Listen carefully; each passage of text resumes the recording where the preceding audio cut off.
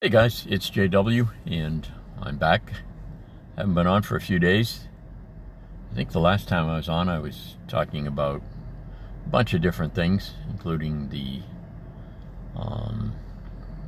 my scientific theory, which turned out to be correct. Now that doesn't mean it'll always be correct, but I just had that same vibe that I had in 2016 when I just heard people talking about them, some construction workers. I mentioned this all on another video, and I had that same feeling, and it came true.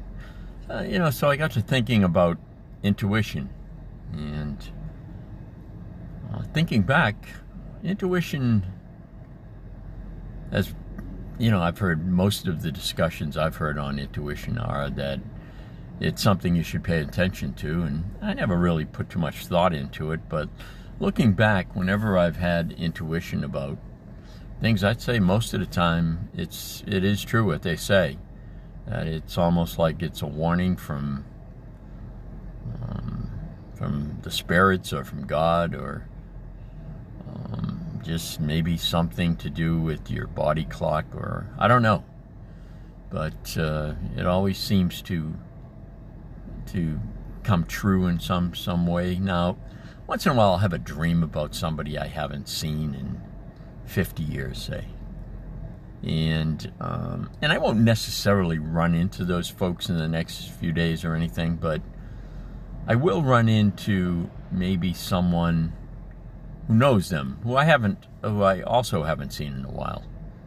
And in some cases, when I do, I'll ask them about the person I dreamt about. I'll say it was a funny thing. I just had a dream the other night, and you weren't in it, but your friend so-and-so was in it. And, it's just coincidence is a funny thing. And, the election's over, and all the usual suspects in the media are out there wringing their hands. And, I was perusing YouTube yesterday, I guess it was, and that Rachel Maddow on MSNBC, who's a real fear-monger, as far as I can tell, she was wringing her hands over the fact that Trump was going to put everyone on the left in internment camps. I mean, come on. Talk about fear-mongering. I mean, my God. She claims that's what he said he would do if he won. And I can't believe that. I don't believe that. Now, he says a lot of stuff in jest, and you could clearly tell when he says it's a joke. Maybe that's what he said, some sort of joke. And they take everything out of context. And it's not that the media on the right and the left both take things out of context. I'm not suggesting that only the left-wing media does that, but Rachel Maddow and the MSNBC crew are notorious for taking things out of context. I don't watch either one of them. I don't watch any of the news stations on television, but I do, peruse YouTube every day, and if I see, an interesting headline, I might clickbait, whatever. I might jump on, see if I can.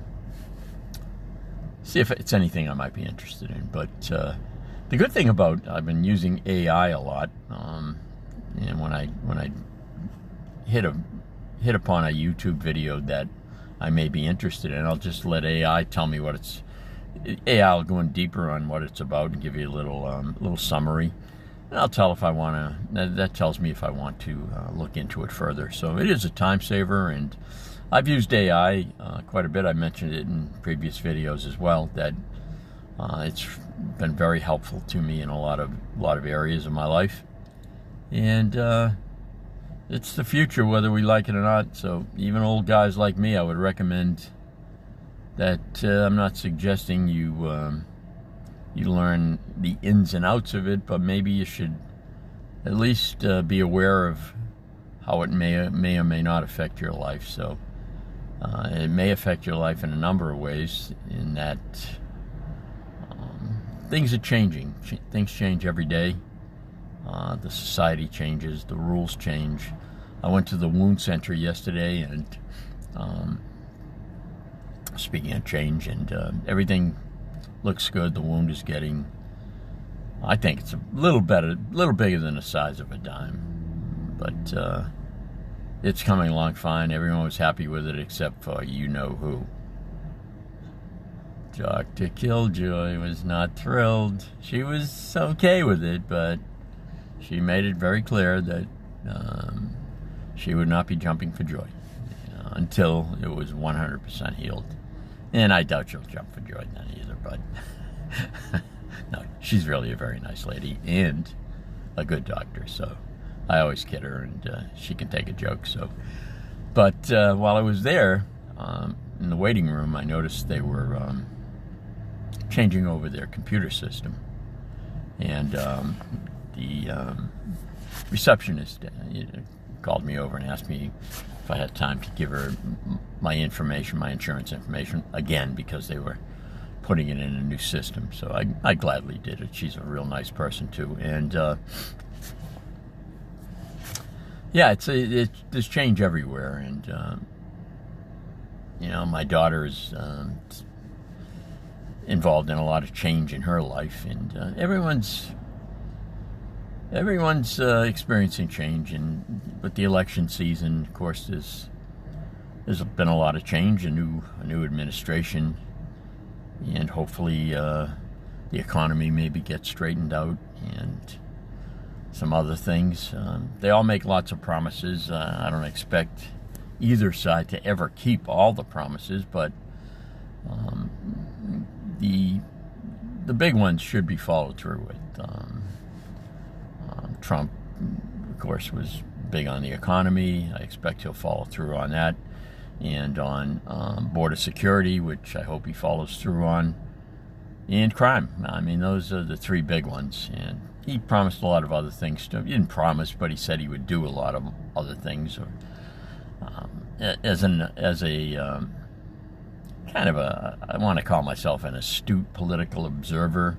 I know that some of the things they say they're going to do, they don't have the power to do it without getting it through Congress. Now, Trump's pretty lucky in that it looks like he's going to control. He already is assured of controlling the Senate, and it looks like he's going to control the House. So he can probably get pretty much anything through that he wants. So he's promised